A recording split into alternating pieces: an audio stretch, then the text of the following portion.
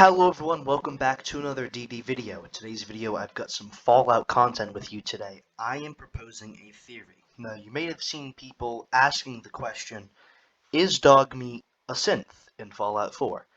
I do believe that, I have some evidence for it, but I have an even further theory that you probably haven't heard anywhere else.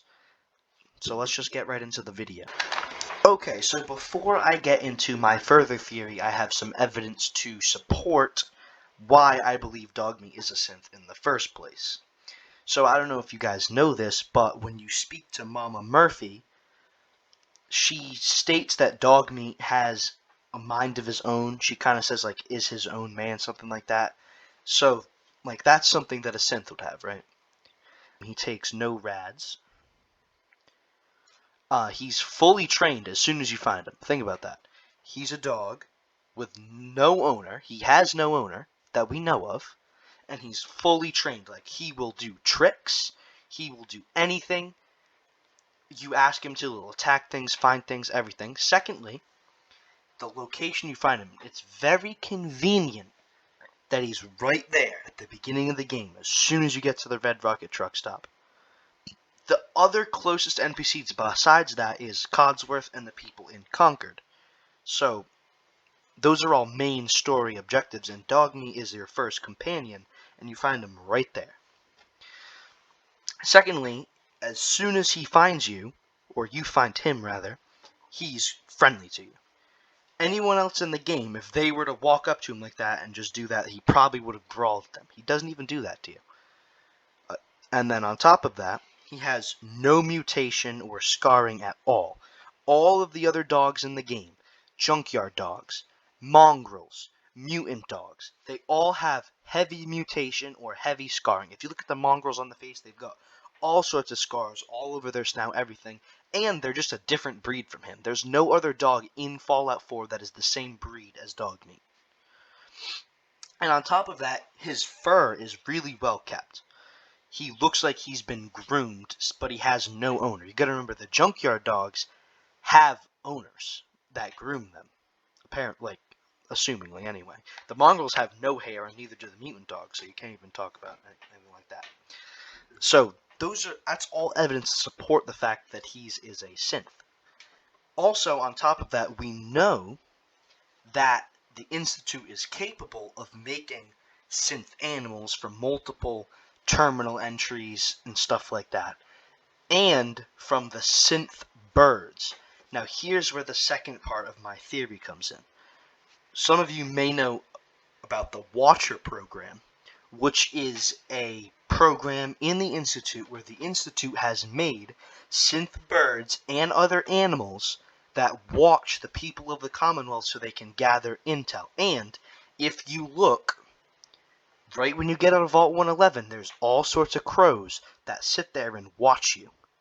And as you know, if you've completed the game, which, spoilers,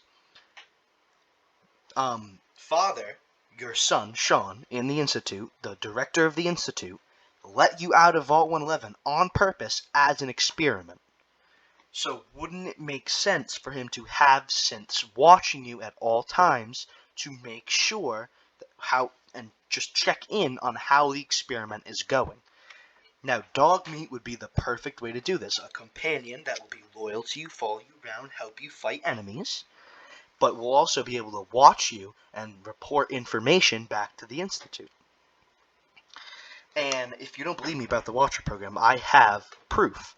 In the Synth Retention Bureau in the Institute, there are monitors that display footage from elevated angles, like almost like security cameras. But if you go to those locations, some of them are out in the middle of like wooded areas with no security cameras there. And you can go to the exact location that those things are on, and there's birds there.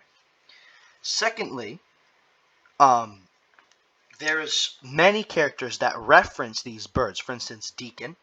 Deacon references those raven bastards. They could be watchers, which is exactly what he says. Then there's all sorts of characters that reference these birds. There's Alana Secord, who gives a report on these watchers. They say that she talks about all sorts of things that they're monitoring.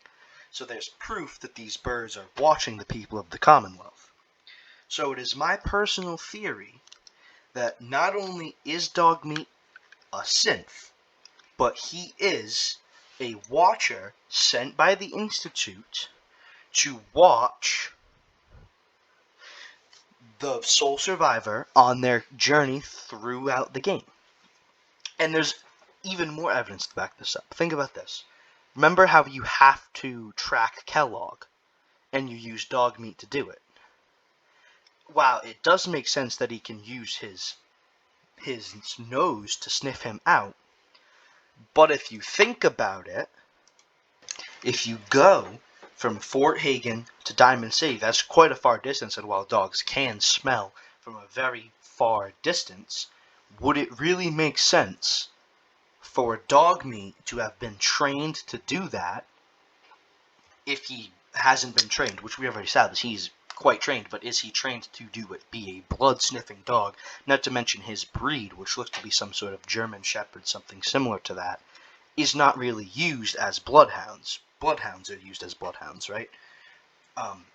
But maybe he's just tracking Kellogg through technology means. Maybe he's being sent information from the Institute as to where he is, because the Institute knows where Kellogg is. And maybe the Institute wants you to kill Kellogg because he's a loose end. He has information on them. He's getting old. He's not as useful anymore. Anyway, that is my theory on why I think dog meat is not only a synth, but a watcher in the Watcher program in Fallout 4. And I would like to hear you guys' opinion in the comments. Anyway, thank you for watching, like and subscribe, and I'll see you in the next video.